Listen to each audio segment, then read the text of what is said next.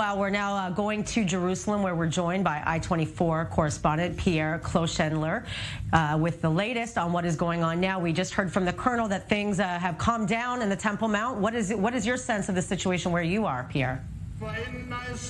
Yes, absolutely, Emily. Things have calmed down. It's like a truce, a momentary truce, maybe, we don't know. But you can see faithful are still coming in droves.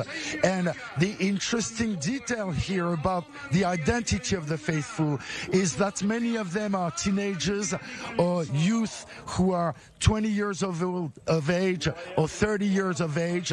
And that is, it seems, contrary to the police and the army instruction, who said that only a male faithful at the age of 50 could come here and pray on the noble sanctuary.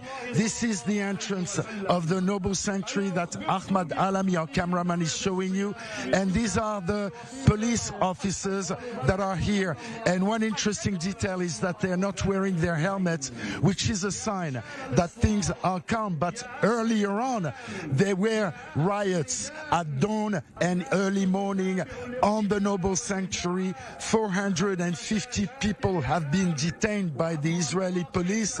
According to Palestinian sources, the Israeli police is mentioning the vague number of hundreds of detainees, and at the same time 152 Palestinians were wounded during the clashes which opposed the Palestinian rioters and the police forces on the noble sanctuary. Now, the thing is that because of the amount of detainees, things could spark again after the Friday prayer, the second Friday of Ramadan. No one exactly knows, and there are thousands of police forces, not just in the old city and around, but also in the Jewish neighborhoods of Jerusalem. Emily?